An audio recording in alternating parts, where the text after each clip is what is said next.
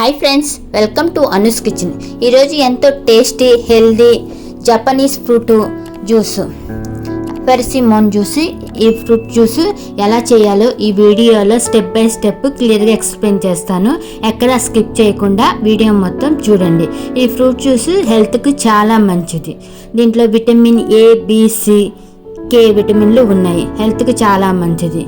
దీనికి ఎలా చేయాలో వీడియోలు చెప్తే ఎక్కడ స్కిప్ చేయకుండా చూడండి.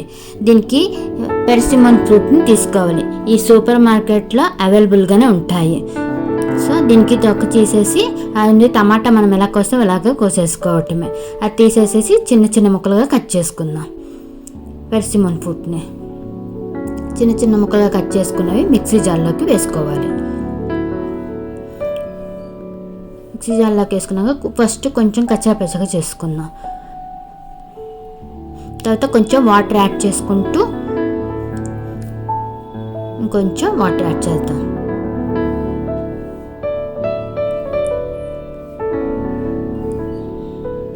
యాడ్ చేసుకుని ఇప్పుడు మళ్ళీ మిక్సీ పట్టుకుందాము. చక్కగా స్మూత్గా అయ్యేలాగా చేసుకోవాలి. వాటర్ యాడ్ చేసుకుంటూ మధ్య మధ్య చూస్తూ స్మూత్గా జ్యూస్ లాగా చేసేసుకుందాం. ఇది హెల్త్కి చాలా మంచిది. విటమిన్ ఏకే ఉండటం వల్ల కూడా హెల్త్కి చాలా మంచిది. ఐకి చాలా మంచిది. జుట్టు కూడా బాగా ఎదుగుతుంది. ఫైబర్ కంటెంట్ ఉండటం వల్ల మనకి డైజెషన్ తొందరగా అయిపోతుంది. ఫ్రూట్స్ని చిన్నపిల్లలకు పెడితే మనకి ఏ, బి, సి, కే విటమిన్లు ఉండటం వాళ్ళకి హెల్త్కి చాలా మంచిది. బాగా స్మూత్గా అయింది కదా. ఇప్పుడు గ్లాస్లోకి సర్వ్ చేసుకుందాం. చక్కగా చిన్నపిల్లలకి పెద్దలకి హెల్త్కి చాలా మంచిగా చూసుకుంది. షుగర్ లెవెల్ కూడా కంట్రోల్ చేస్తుంది. నేను టేస్టీ కోసం 1 స్పూన్ హనీని కలుపుతున్నా.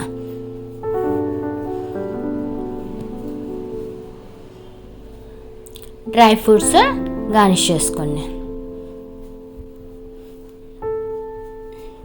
అంతే, ఎంతో టేస్టీగా హెల్తీగా Japanese persimmon fruit juice ready అయింది.